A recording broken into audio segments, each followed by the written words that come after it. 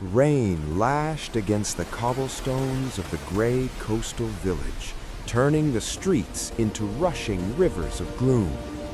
High above, the great lighthouse stood dark, its beacon extinguished by the fiercest gale in a century.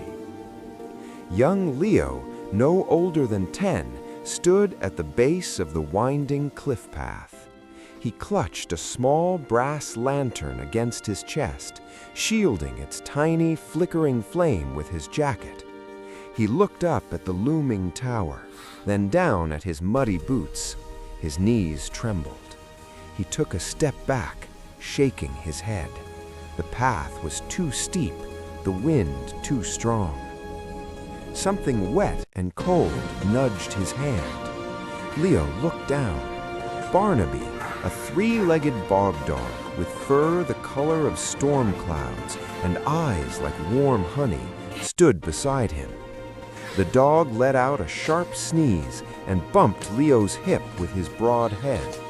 Barnaby trotted 3 steps up the muddy path, then stopped and looked back, his tail wagging a slow, determined rhythm. Leo tightened his grip on the lantern. He took 1 step, then another. The wind howled, trying to shove them back.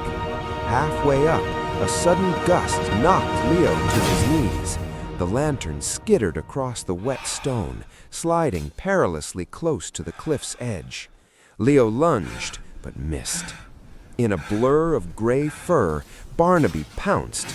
The dog clamped his jaws gently around the lantern's handle, just inches from the drop. He crawled back on his belly, fighting the gale, and dropped the lantern at Leo's knees. The flame inside wavered, but held.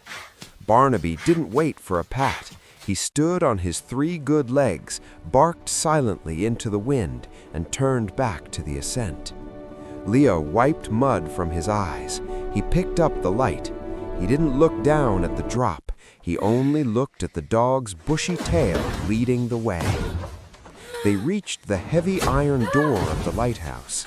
Leo shoved with his shoulder, but it wouldn't budge. He slumped against the wood, defeated. Barnaby began to dig frantically at the muddy threshold, unearthing a heavy stone wedged against the bottom of the door. The dog looked up, panting, and nudged the stone with his nose. Leo understood. He wedged his boot against the rock and kicked it free. Together they threw their weight against the wood. The door groaned and swung open. Inside, Leo ran up the spiral stairs, Barnaby hopping rhythmically behind him. At the top, the great glass lens sat dark and cold. Leo opened his small brass lantern. With trembling fingers, he took the single small candle from inside. He placed the tiny flame into the center of the massive prismatic lens. For a heartbeat, nothing happened. Then the mirrors caught the spark. The tiny candlelight was magnified 1,000 times, erupting into a blinding beam of gold that sliced through the storm. Far below in the village, shutters flew open. Tiny figures stepped out onto their porches, pointing up, piercing light cutting through the rain. High in the tower, Leo sank to the floor, exhausted. Barnaby curled up beside him, resting his heavy head on the boy's lap. Leo rested his hand on the dog's fur, watching the beam rotate, turning the dark night into day.